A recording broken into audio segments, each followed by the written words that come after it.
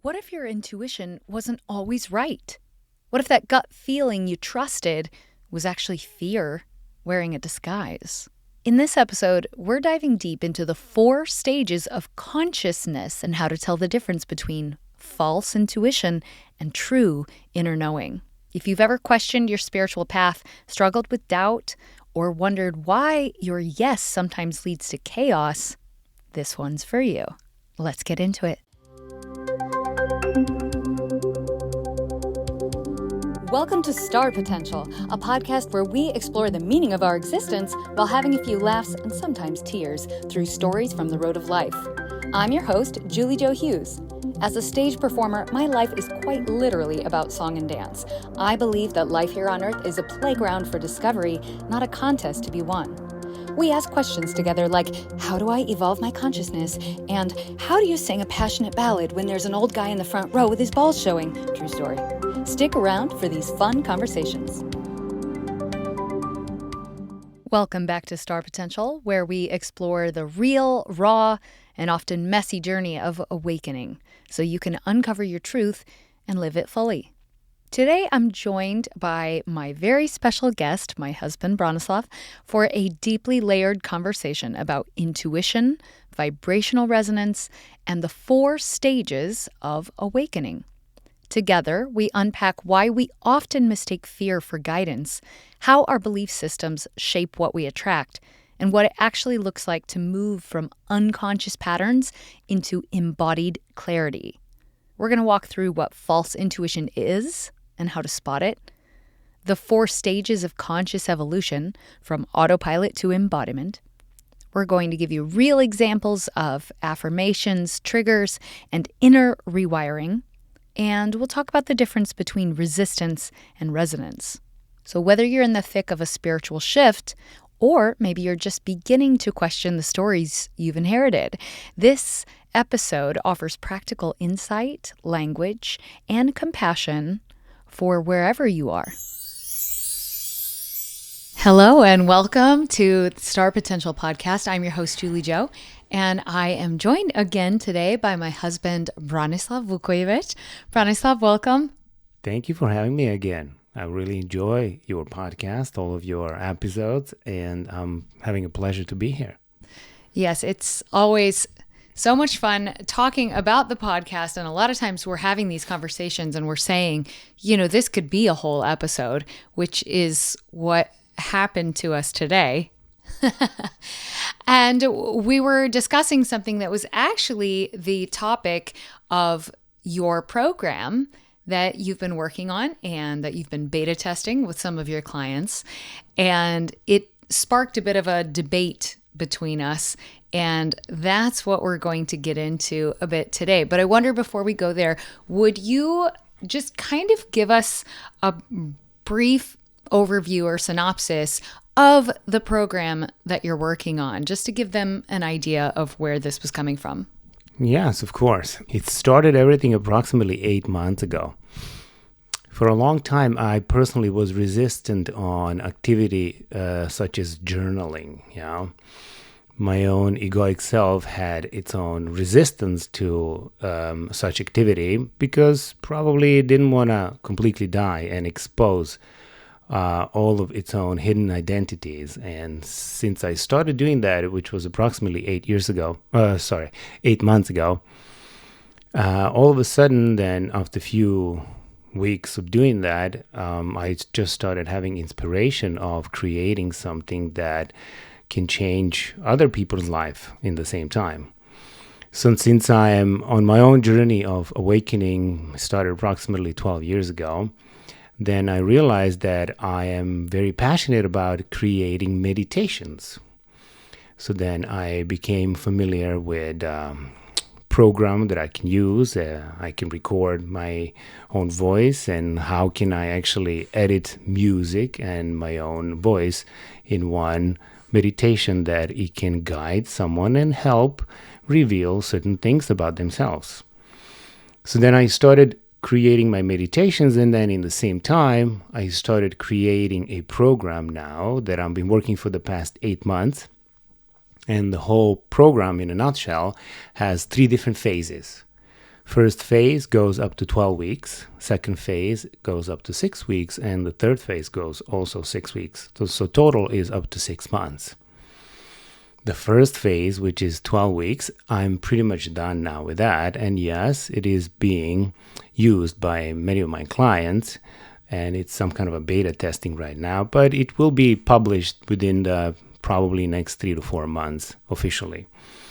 Yes, we are excited, and I will keep you posted, definitely listeners here, because we're really excited to start sharing that with you. Please continue.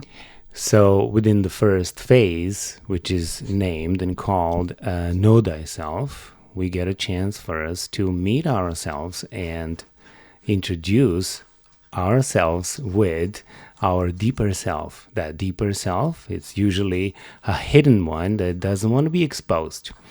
But through a lot of investigation and different kind of spiritual work, meditations, and self-inquiry, we got a chance to know ourselves on a deep level. Once we go through that, so we're growing in ourselves as identity of a conscious awareness.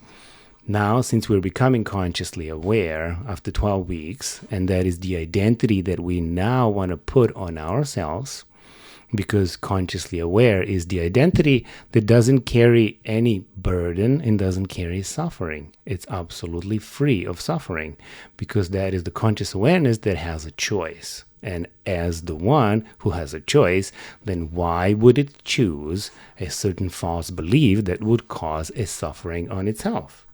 Right. So after 12 weeks, we come to the point where we become, in a larger extent, awakened already.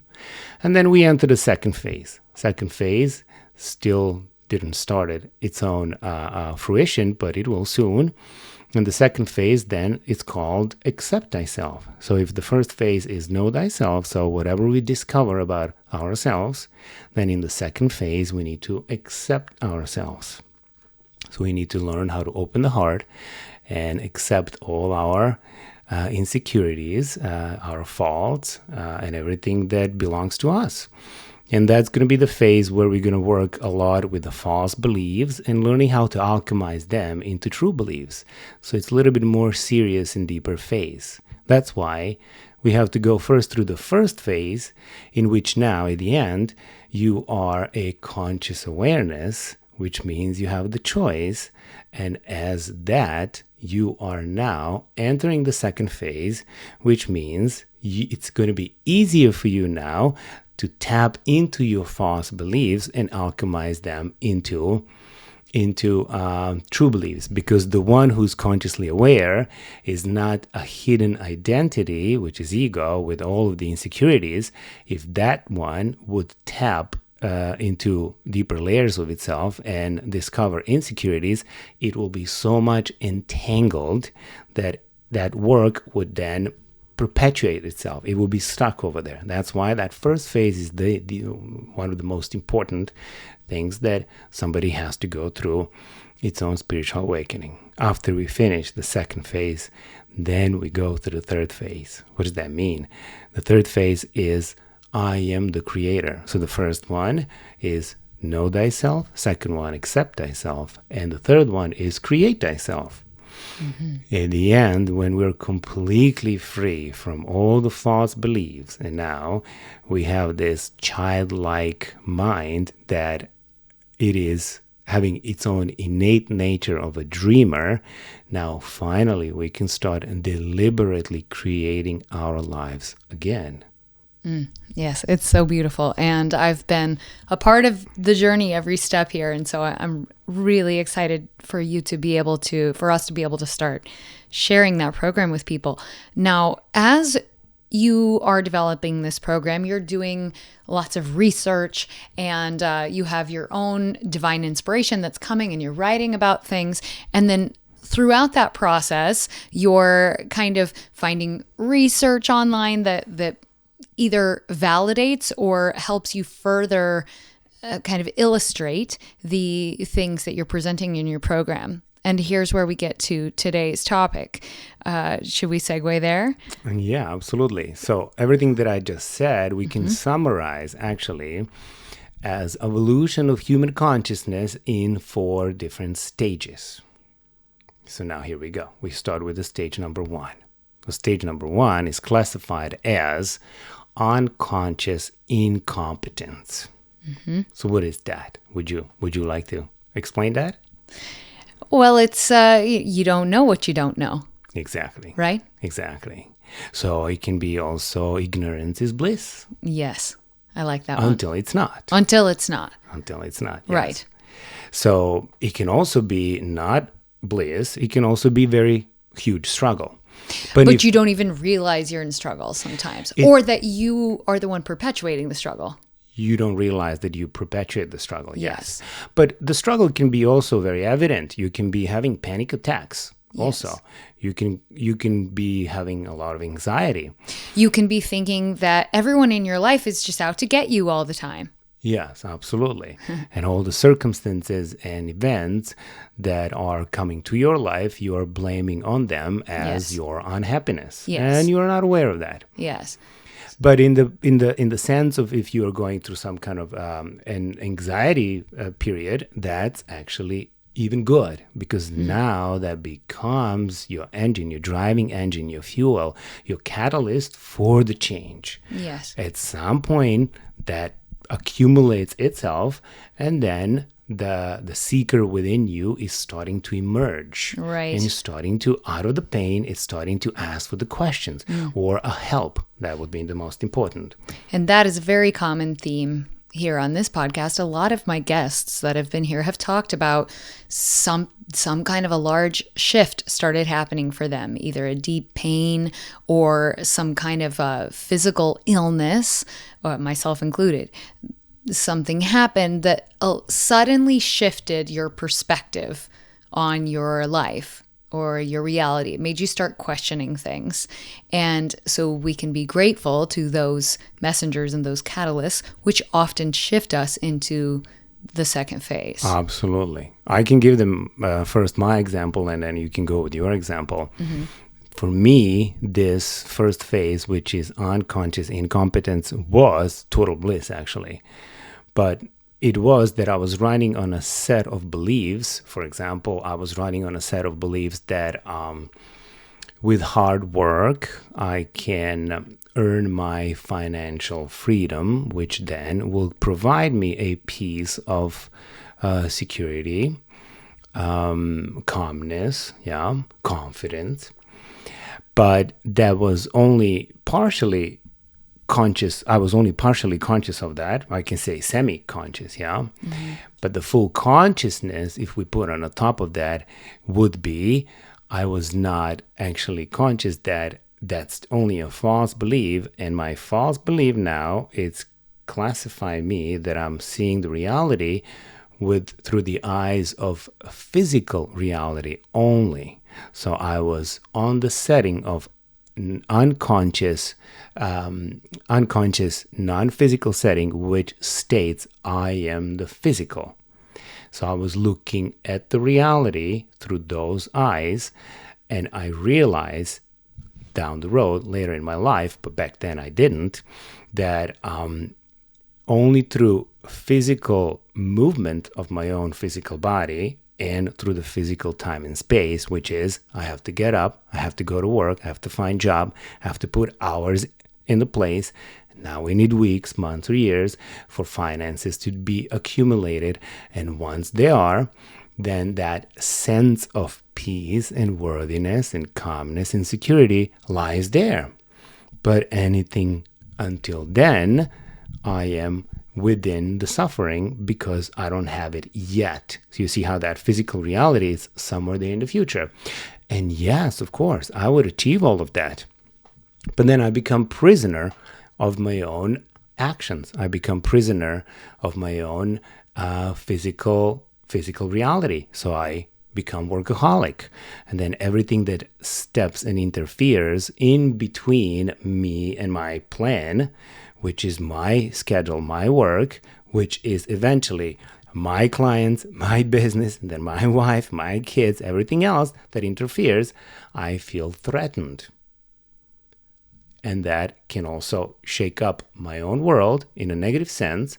So now I'm not working, I'm not making any finances, and all of a sudden the sense of that stability and security and worthiness is diminished. And so what I'm also hearing you say here is that you had an expectation on your reality of these physical things. And as long as everything went according to plan and things turned out the way you were expecting, then you were happy and everything was great because you were making money and the feedback loop was happening of, yes, I work hard and this is how I have money and this is how I'm rewarded for my hard work, which we have later termed as outcome-based happiness. Exactly. Because if that is not happening, then you're not happy. Exactly. So it's conditional. Absolutely conditional.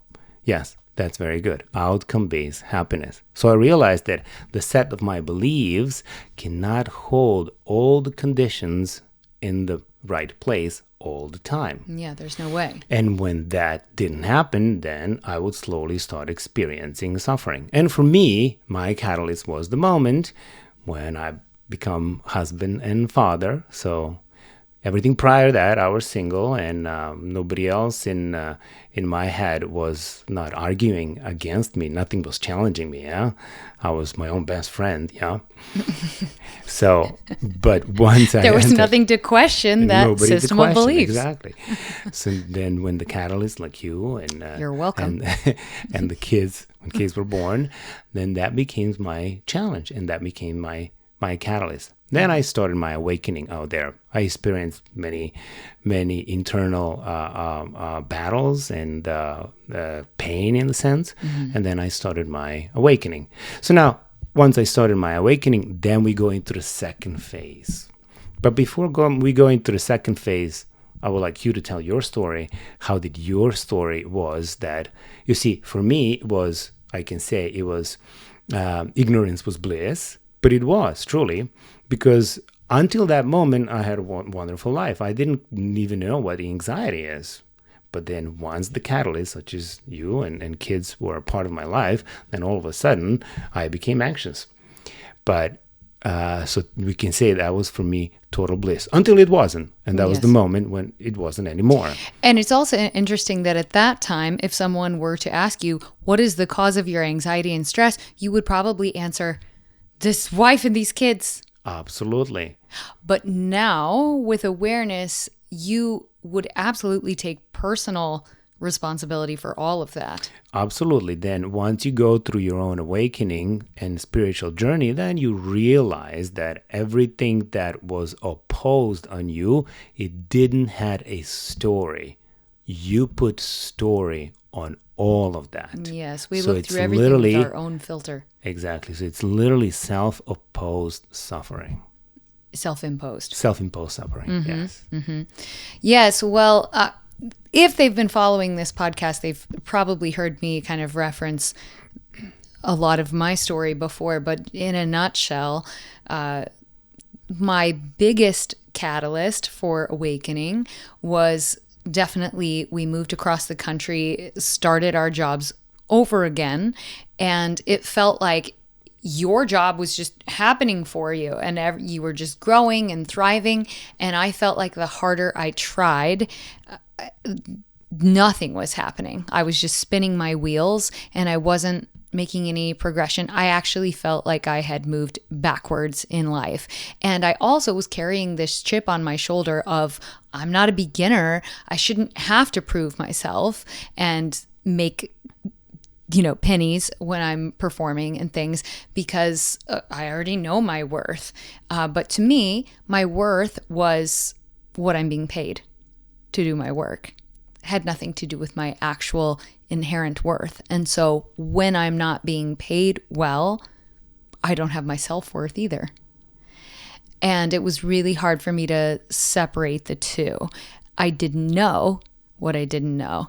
I didn't realize that I was holding all of my own value in what I could tell the world, so to speak, that I was being paid.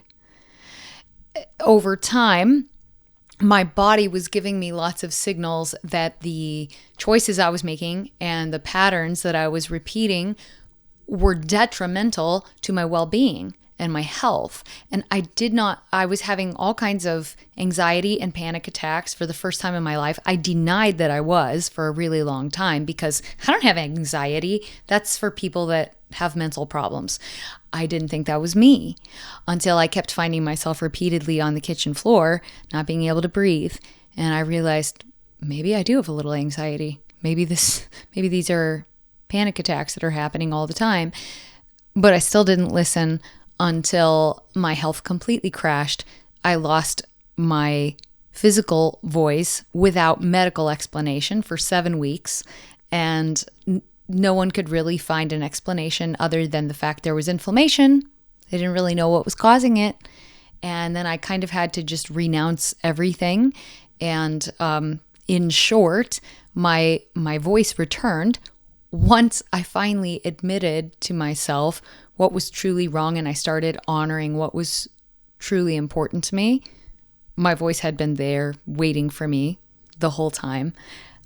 And I finally started seeing that I had inherent value and worth no matter what I was being paid.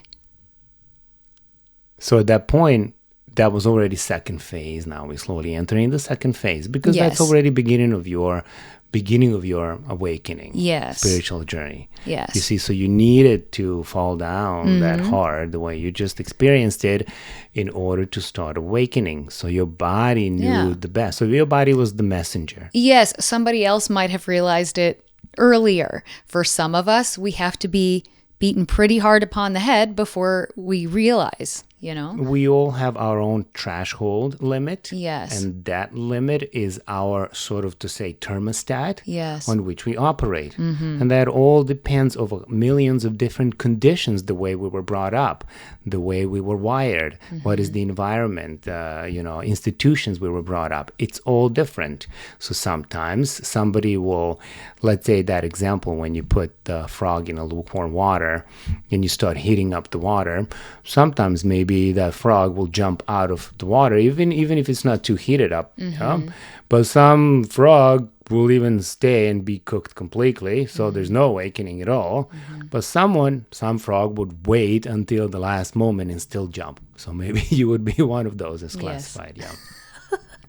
But so now, since we're still with the first phase, which is unconscious incompetence, this is what we got stuck during our discussion yesterday or today, which was that is now the phase of our false intuition. False intuition. Yeah. False intuition, which you referred to me as wrong intuition. You're right. That is where our discussion began, because from that moment on, I couldn't really hear anything that you were saying to me. So you had found this graphic, which kind of enforced the idea you had already been writing about. And you said, hey, look at this. Someone else also agrees in this kind of hierarchy of stages. And at the first level would be allowing your beliefs to inform your choices. That feedback loop is actually causing wrong intuition, was how it was labeled. You're right? Yes. And I said, I don't think there is such a thing as wrong intuition. It seems to me that by definition, to me, intuition is something that is inherently coming from a pure source. It's connected to my source. How can intuition ever be wrong? And then you had all these examples to give me, and we really got confused on the subject. And so our topic of discussion today is going to be, can intuition be wrong? Exactly. And the answer is, well, depending. It's complicated. Depending how you're labeling. So now we came with the conclusion that it cannot be wrong.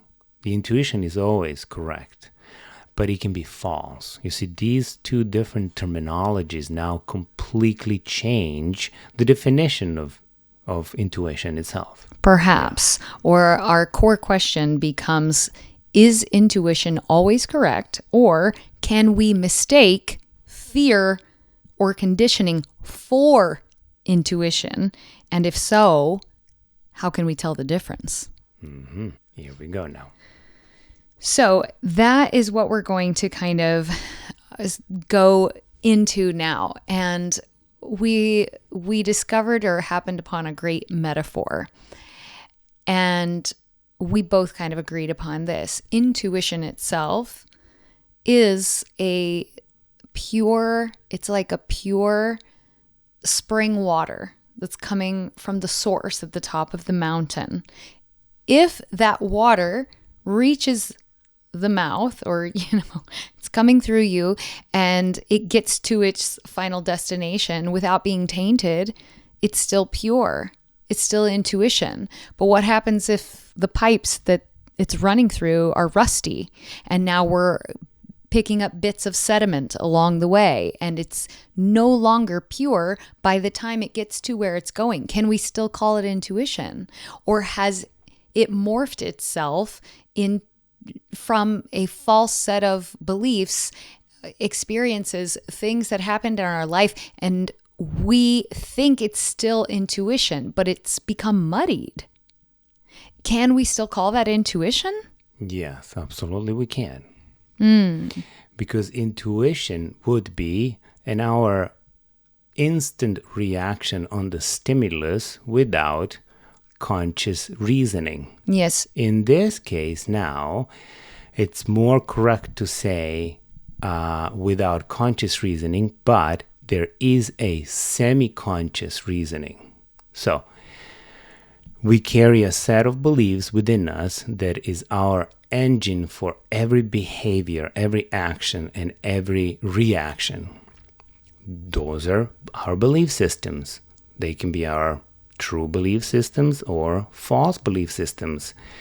If we're not aware of them, then we don't know if we are operating on the set of the beliefs that are not doing us a good or set of beliefs that are doing us a good. In my specific example, I had a belief that hard work can give me security. It will earn me finances and it will give me security. So I can say I was semi-conscious. I would say that, what's wrong with that? That's completely normal. I stand behind that statement. You see, that would be semi-conscious. But I'm not fully conscious to say, well, in that case, I can see that I am a prisoner of the physical reality. So I'm not able to make myself calm, in peace, and worthy now without any acquired finances. So I need first that condition to be in place so that I have this sense of worthiness, calmness, and peace within me. Because the belief that you held was that it was the money, having of the money, that would bring you the contentment and the peace. Exactly. So now, without thinking, on a default mode. You see, now intuition, it's just a default. There's no thinking. Yes, so we both agreed upon that, because this is where the debate began. We had to start defining all of these terms. And we both agreed, right, that intuition it does not require conscious reasoning. It is immediate and doesn't require thought, just like our next term, instinct. That's right. But instinct is more physical. Yes. You see, intuition, it does have a stimulus. It does have respond on the stimulus, but it's not a physical stimulus as a physical part of the reality. The stimulus comes out of our subconscious, which is the set of the beliefs that we carry. That is the driving engine for the intuition. Now, hang on. You're saying the intuition comes from a set of beliefs. Yes. And I'm disagreeing with you. What are you saying? I'm saying intuition is inherently there. It's connected to the source. It doesn't require a set of beliefs to run through. It's, I walk into a room, I get a feeling that something doesn't feel right here. That's an intuition. It's not based on my set of beliefs. Yes, but what if your feeling that it's something wrong there comes from a past experiences that maybe you had some bad past experiences within some settings and environments.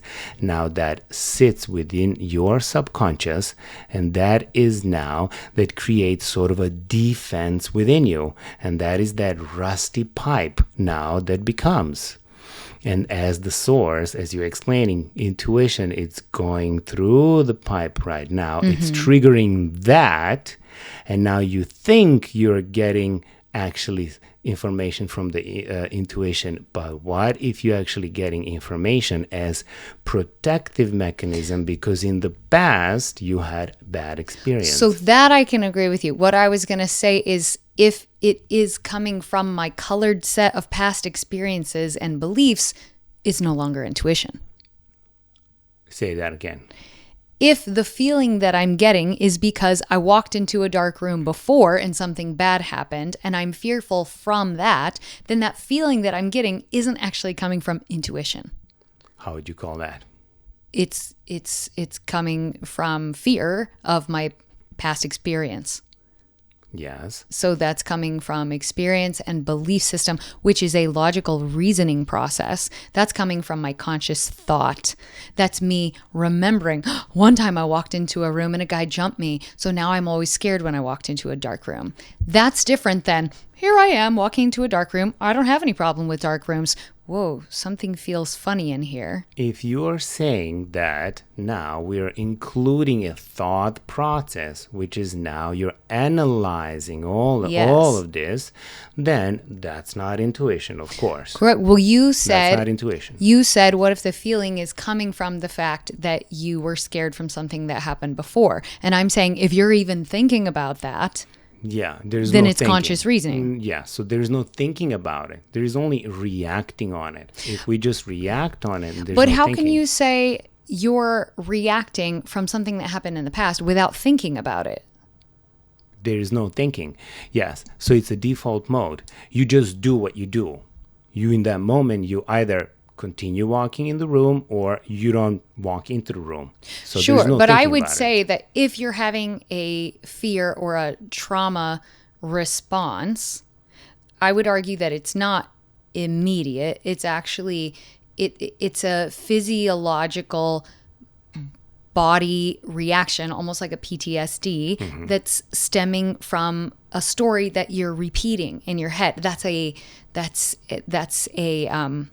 what do you call that? It's a thought process. It's a it starts with C. I can't think of the word. Synthesis? No, it's a it's a brain process. I can't think of the word. Doesn't matter. But it's coming from thinking. Retelling a story. It's not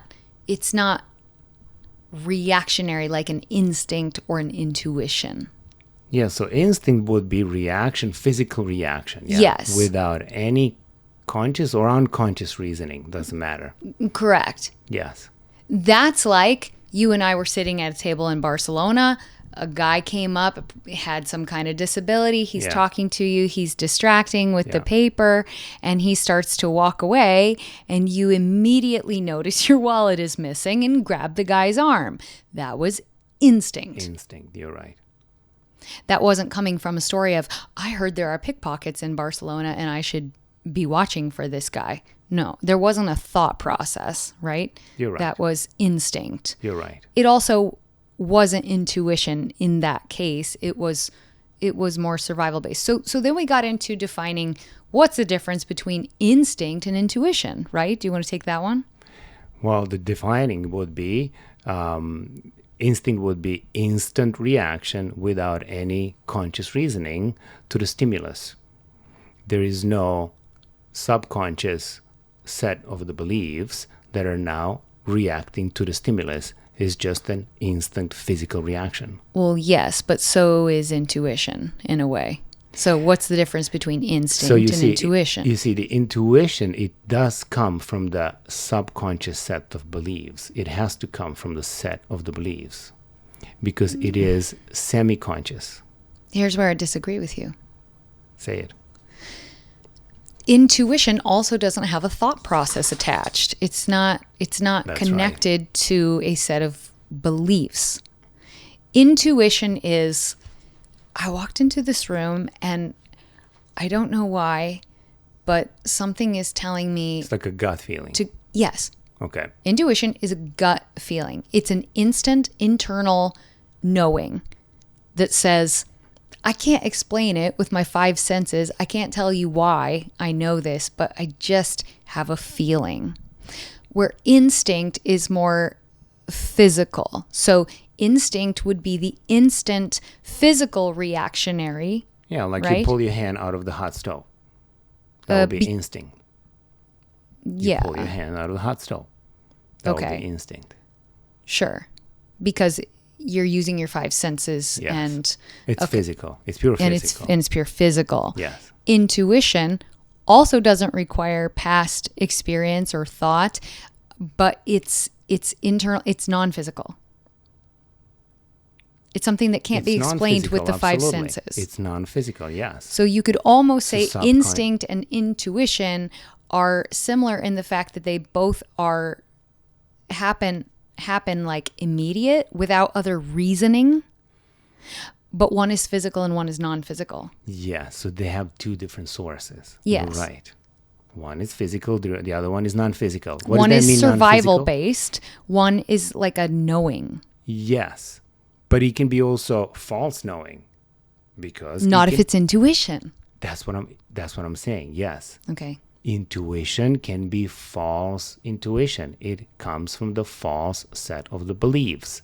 And now I will react intuitively as a default mode. I'm having a false belief, which is I believe that through hard work, I will earn my security. Okay. But here's where we're getting a little bit ahead of where we went yesterday, is that the problem I had so much was that you were calling it wrong intuition. Yes. And I said, by definition, that can't exist. Where we finally arrived at the end of the conversation was that it took me a while to come around, but after a while, we both admitted there could be false intuition. You're right. But I think now we both agree that there's no such thing as wrong intuition. Absolutely. Okay. Just wanted to stake that I was correct about that. Yeah. I'm glad you're happy. Yeah. I still need external validation a lot more than you do. Yeah. So now that we concluded that there is a false intuition. We both agree that, which is very important now. Yes. So that we know what that is. Yes, let's talk about that. So what would be in your example false intuition before, which was you are still within the first phase. And the first phase is unconscious incompetence.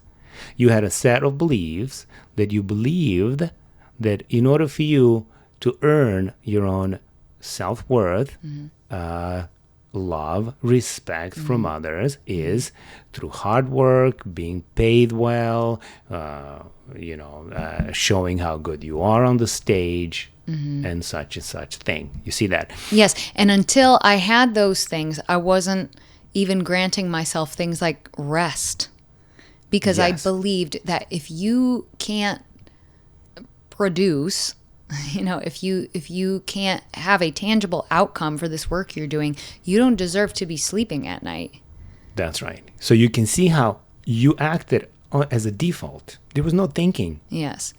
You would wake up in the morning and the first thing that pops in your head, which is coming from your subconscious, and you're not conscious of it, which is the thought, I have to work tonight.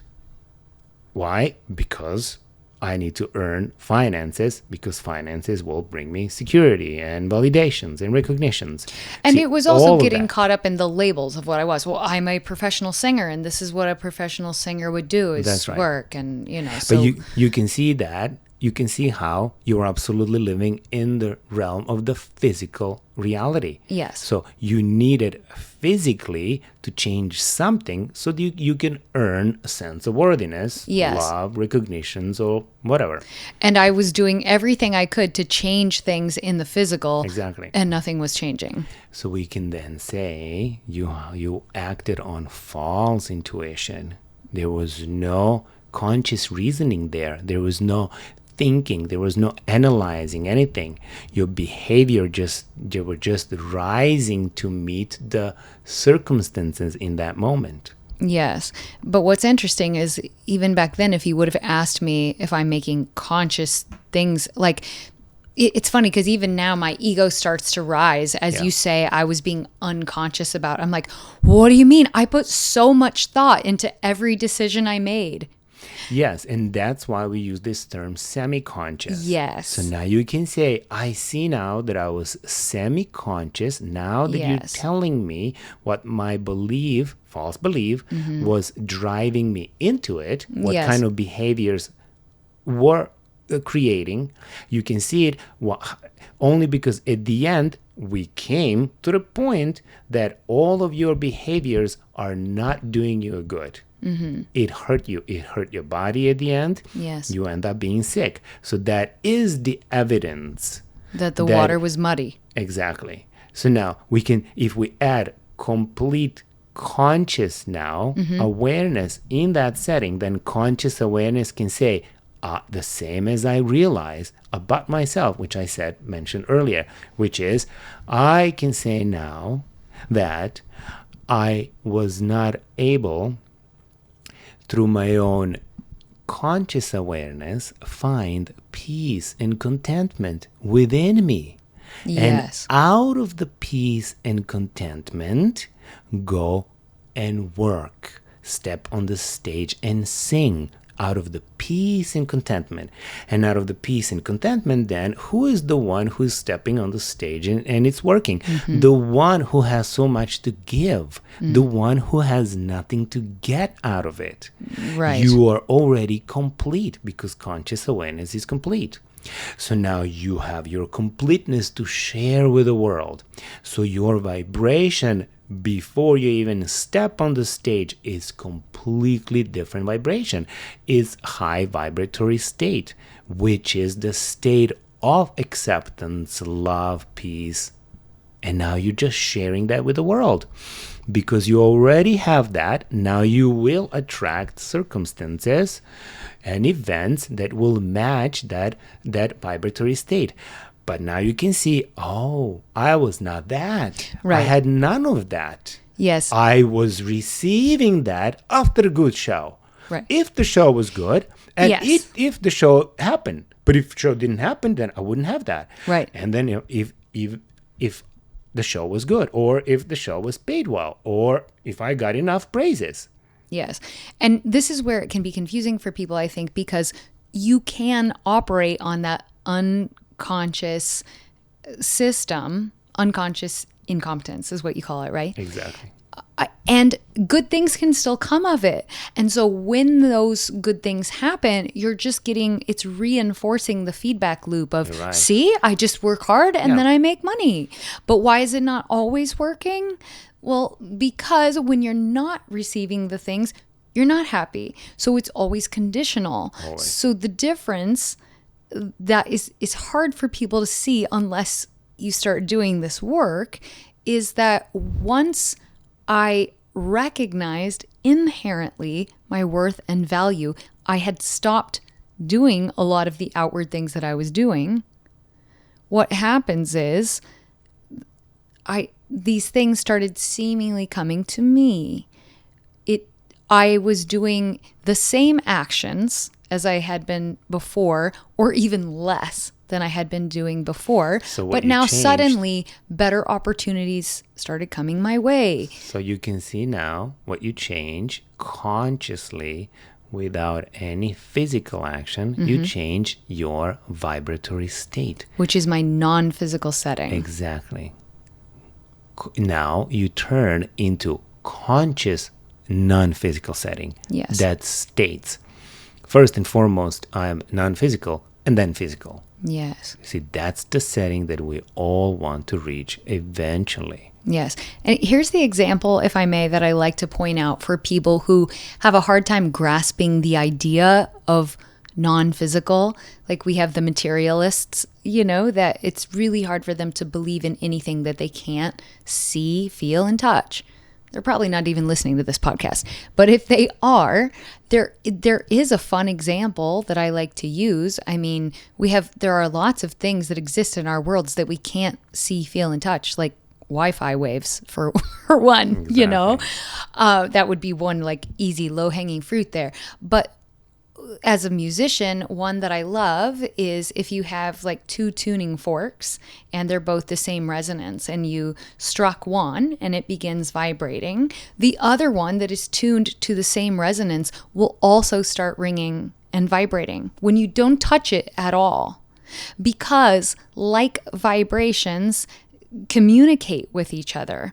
And so when we change our vibration to one of positive belief in ourselves, of believing that we are worthy without yet having the external proof of that worth, what happens is you're actually resonating and vibrating at the frequency of worth and abundance, and therefore it can now find you.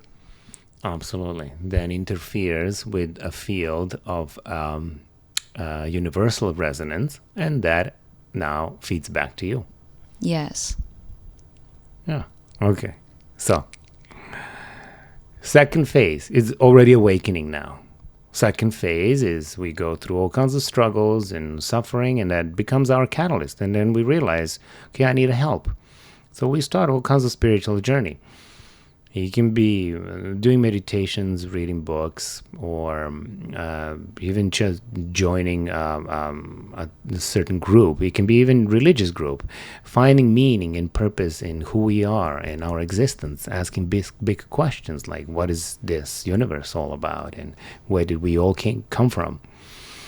So now, that second phase, it's called conscious incompetence, which means we become conscious of what we don't know. Oh, that's already a big step. Mm-hmm. Oh, I realized that all the set of false beliefs that I had that were driving me into a phase of my life where it was not doing me good or anyone else around me. So I became conscious of my wrong setting. Mm-hmm. So now that's also equivalent to a wrong analysis. We can say that we were operating on the wrong analysis. I'm becoming conscious of all of my wrong analysis. I did analyze, yes, because my analysis was, yes, what's wrong? I'm going to get up and work hard and earn money and then have my security. What's wrong with that? Well, it is wrong. We just discussed why it's wrong. We don't have to repeat this again.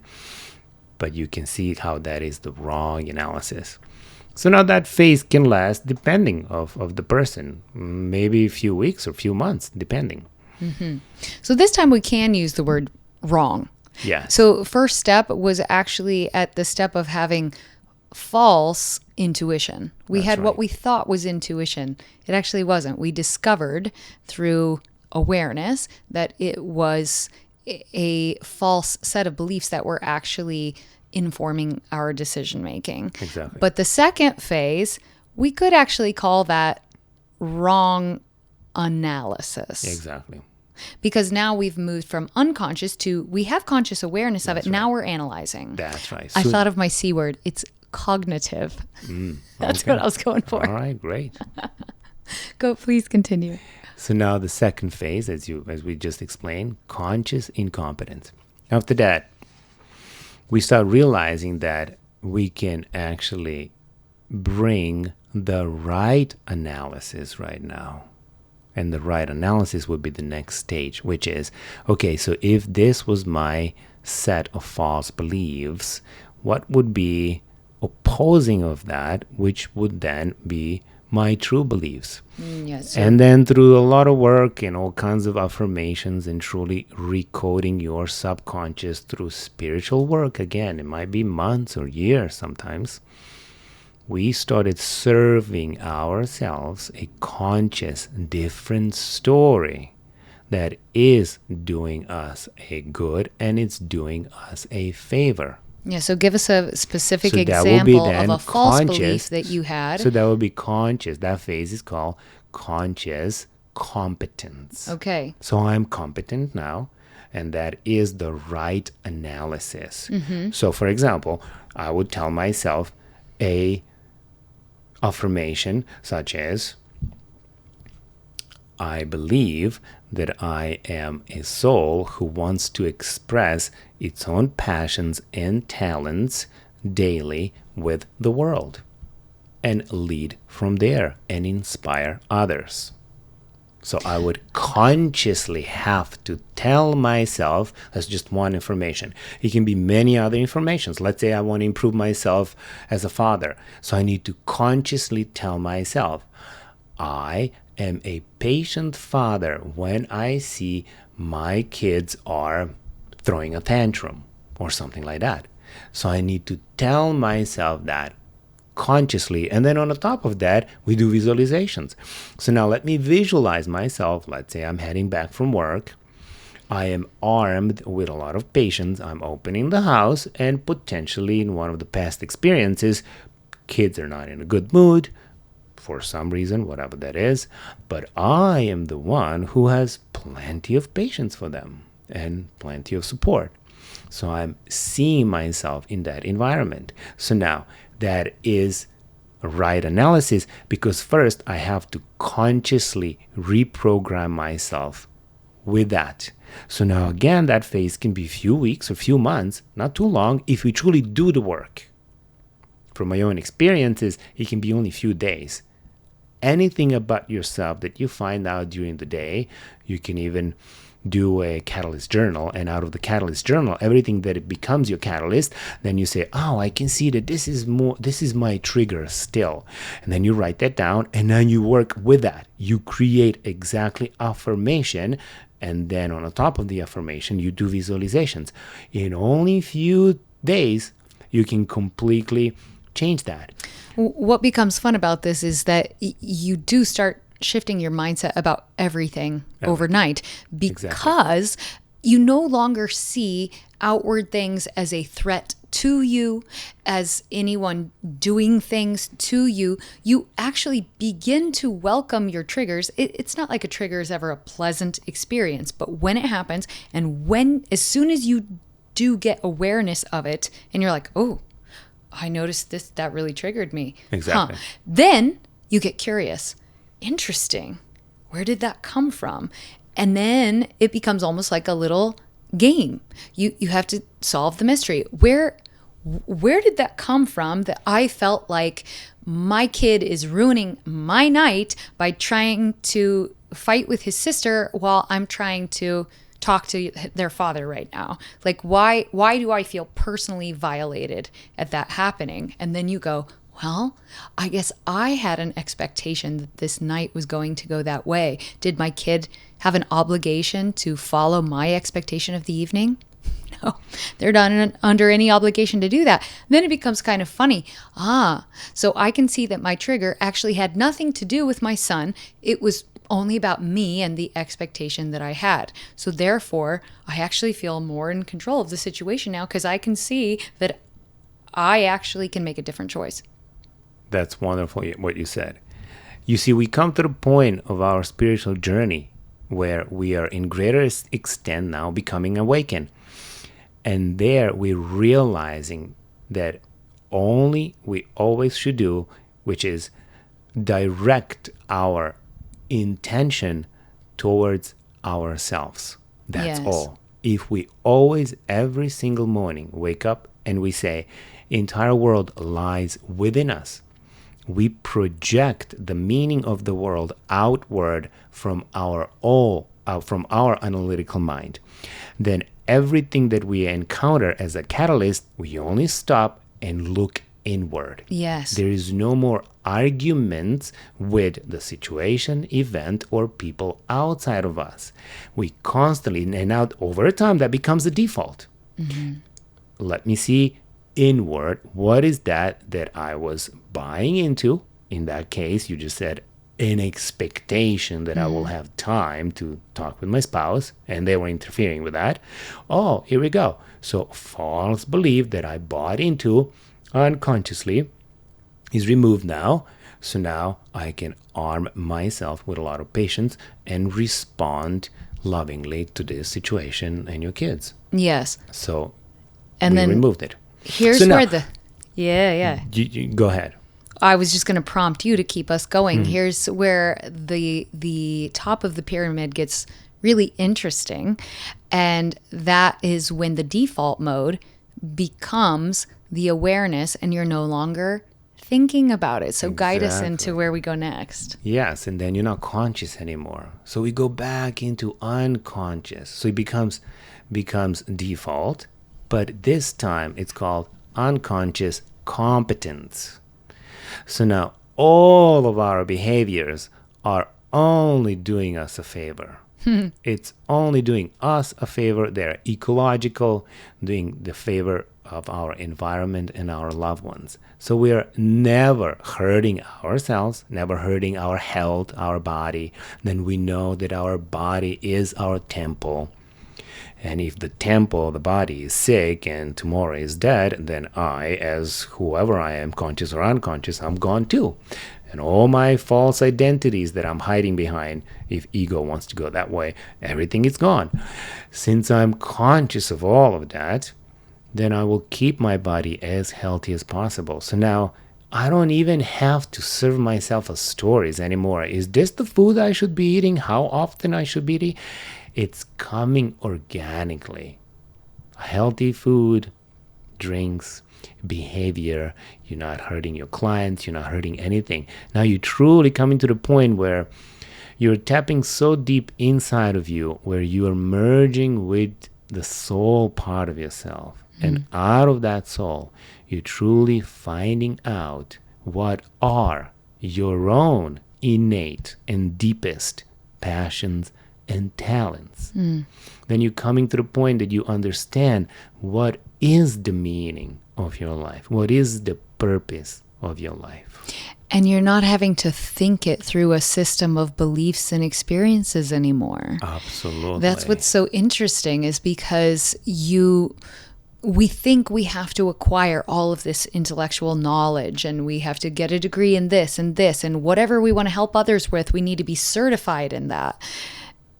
And then we find that actually the deepest, most powerful knowing is actually not from acquired knowledge. It was actually always there. Yes, but just not to be misunderstood, then from that deepest part of us, we also go to acquire knowledge. But now, not to earn praises, validations, and peace once we sell our knowledge. No, it is just innate passion for acquiring the knowledge. Yes, but also there's nothing wrong with saying, I understand that by following my passions and by expressing my soul's true desires, I am in resonance with abundance, and I also believe that my needs will be met through that resonance, right? Like, it's not like we're saying, I don't want money or material possessions. That's not what we're saying. Nobody is saying that. I mean, I'm just clarifying in case anyone's confused. We still live in a that. physical universe, so we still need roof. We still need food, of course. But this time, when finances are required, they are received with love, with gratitude and thankfulness. So they're not received with prideful ego that will now cling to it and live in fear of losing it potentially. Right. Yeah. Okay, and so the next place I'd like to go now is when we're caught in the middle and we're learning, we're kind of, probably a lot of us we're somewhere in those middle two stages, right? We're not completely unaware and unconscious and incompetent. We have semi-awareness. We are learning from our catalysts all the time. But our essential question here was, how do we discern true intuition when we're still in this process of learning? How do we know if we're listening to a false set of beliefs or if we are truly feeling our inner intuition and knowing from that place? Let's talk about some of the ways that we can check in. So the easiest way to give the answer to that is if we understand how does true intuition and the right intuition feels. And how does false intuition feel? Yes. So the right intuition feels like a calm response, like not urgent, like a flowy, open, loving resonance. It's not coming from a need to prove or defend. Exactly. Which now, this will be completely opposite, which is the false intuition. If there is a sense of urgency, I have to do this in this X amount of time. There is a sense of defense. I am defending my position, my point of view, or whatever that is. Yeah. I feel this is right, or That's right. something. And then I'm lost in that defense. And then I'm realizing that now my vibrational resonance is disturbed. It's low. Constricted. It's constricted. It's what am I trying to find? Well, it takes a polarity, right? Yeah, I'm becoming more anxious now. Yeah. Yes. But it also could be very positive, I think. I think you could be convinced of your intuition that if you are clinging to it on either end, then there is a story or a belief attached to it. If it was true intuition, your opinion about it is actually neutral. Absolutely. You just know, and that's it.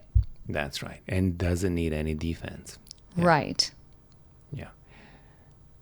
Yeah, I think that's the main point to understand. I do too. So one thing that I truly learned through my experience was that sometimes if you're unsure, one place you can often look to the answers, and you kind of alluded to this, was your body. And your body usually can clue you in if you're not sure from just the kind of sixth sense feeling alone. Tune into your body. Are you feeling tight, constricted, nervous? If you're feeling those things, that's a red flag. If you are feeling like an open flow of energy. Yeah. There's no tension within the body. Yes. Even if the intuition is telling you, no, I'm not going to do that thing. It doesn't feel like fear or anger. It's a neutral no, if that makes sense. Yeah. But it's like a relaxed no. Yes. But it's definitive. Yes. But it can also be, no, I don't want to do that, but I'm tense. So that automatically... That's a clue. Yeah. That's a clue that it's coming from the set of some false beliefs. Maybe we had some past experience in the past, which is now deeply rooted in our subconscious. And that intuition, it's coming out of that. So how does that feel? It feels scary.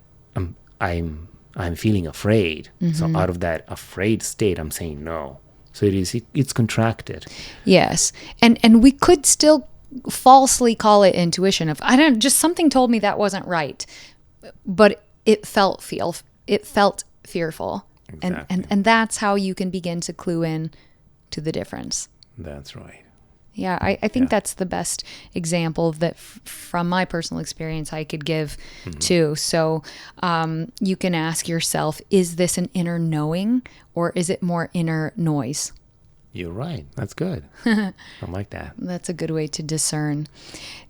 So as we begin to kind of wrap up our conversation here, I would love to hear if you have some questions from this, or do you have a specific example, a time when you've questioned yourself of how can you know if that's intuitive or if it's false intuition? And maybe we'll do a part 2 if we have some questions on this or specific examples. But as we begin to gain more awareness on where we are in this process, why don't you just give us a quick wrap up again of those 4 stages, and one fun thing that they might be able to do is kind of try to assess where they are right now. Yes. So evolution of our consciousness goes into 4 stages. The first one will be unconscious incompetence. That's the stage where we're still not starting any spiritual journey. We're just living life on the command of our conditioned mind. And our life is usually a roller coaster whatever our conditioned mind is conditioned with, we are then reacting on the circumstances and events. So now, depending of that, our emotions will be either good or bad. So that's why we can be calling that we are in an emotional roller coaster. Mm-hmm. And then throughout the journey, sometimes we come to our awakening, and that goes through maybe a lot of suffering and inner conflict that we have, or conflict with others that we have. And now we're starting our awakening through those catalysts. And then we enter the second journey, the second phase. The second phase is now we're becoming conscious of our incompetence. For the first time, we're seeing that everything that we were doing, it was wrong.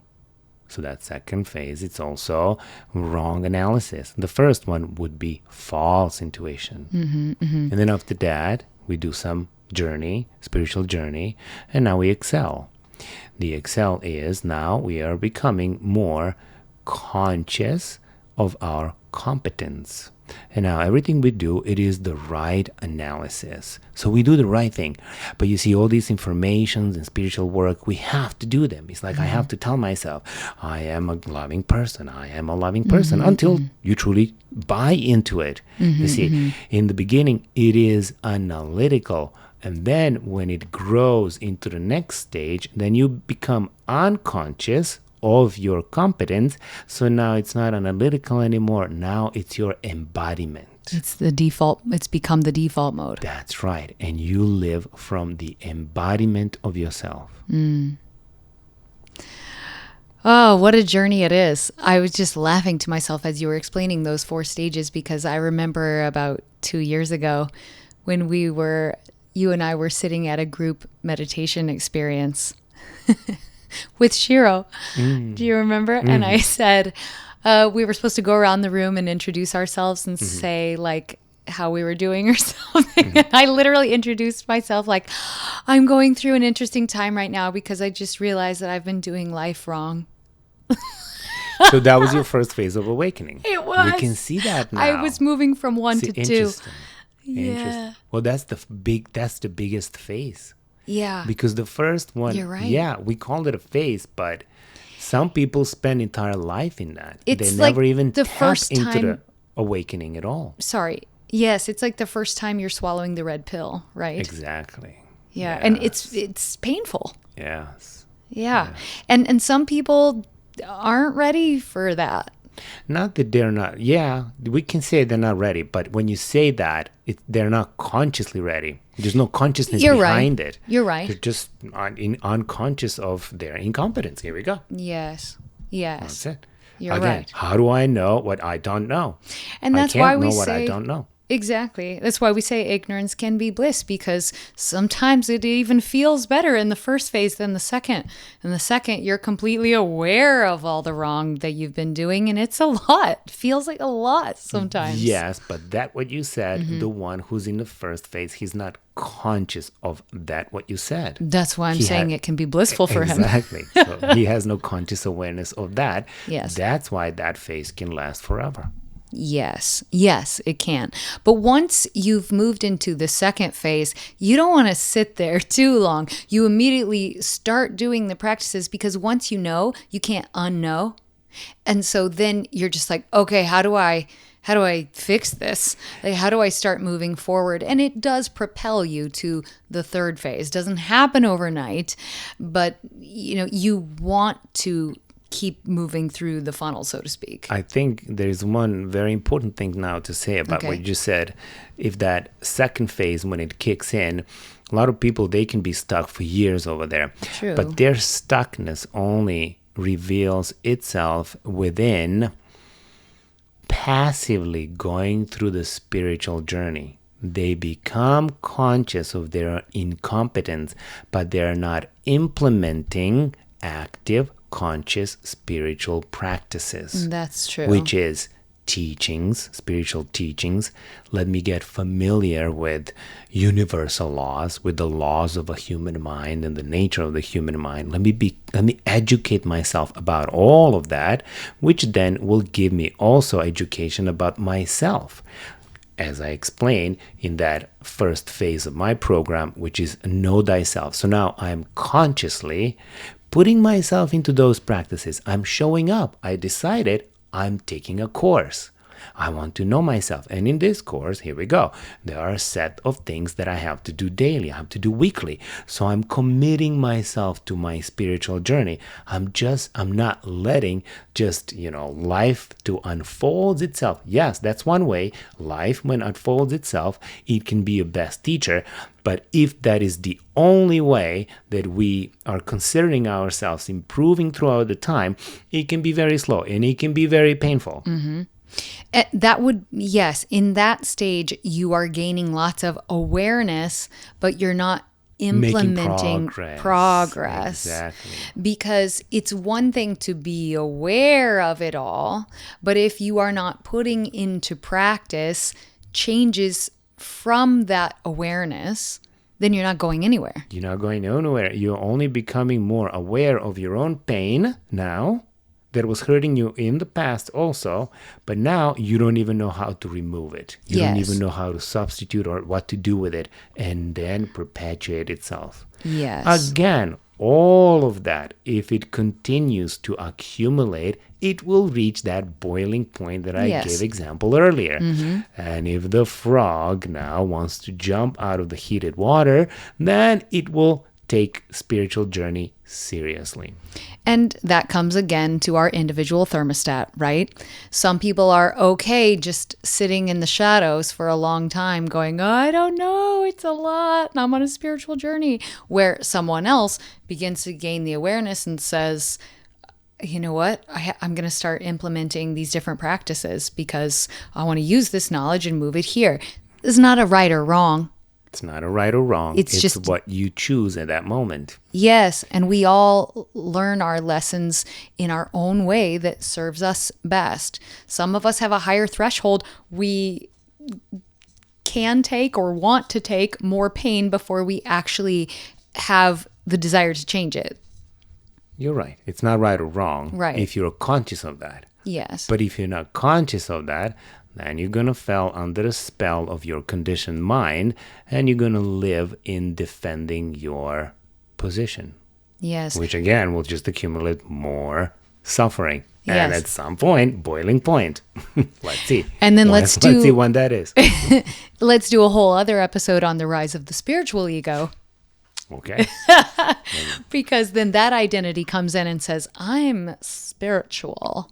And I do all these practices, so yeah. You're right. Oh, I went through that phase a lot. I think we all do. I have a lot to speak about that. Yes, that's true. Oh, well, we know where we're going with our next conversation then. Perfect. That was fun. Yeah, it was fun conversation for us. Hopefully you got some good insight out of this, and we look forward to hearing your takeaways. Until next time, we'll see you next week. See you next week.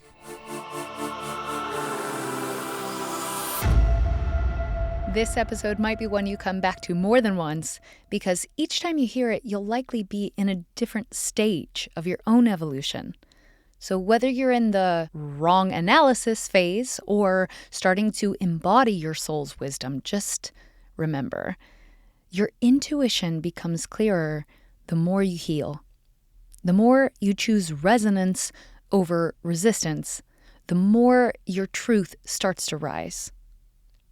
If this conversation sparked something for you, I'd love to hear what stage you feel you're in right now. Come share it with me over on Instagram or inside the Star Potential Facebook community.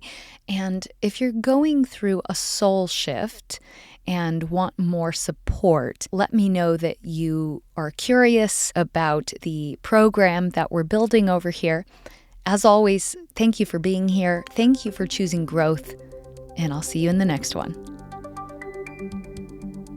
Thank you for tuning into Star Potential with Julie Jo Hughes. If this episode resonates with you, I invite you to take 2 seconds, scroll down and click 5 stars on the rating. It's a fast and easy way to help the show gain exposure and momentum. If you're loving the show, I invite you to leave a quick review about what you love. Reviews are like gold to podcasters. And to show my gratitude, you'll be entered to win my monthly giveaway when you send me a screenshot of your review. I also made you a gift. It's a 9-minute, simple gratitude meditation with singing to help you practice mindfulness. Just visit me on Instagram at @thejuliejo or find the link in the show notes. Thank you for your love and support. Until next time, keep shining your light. And that's a wrap.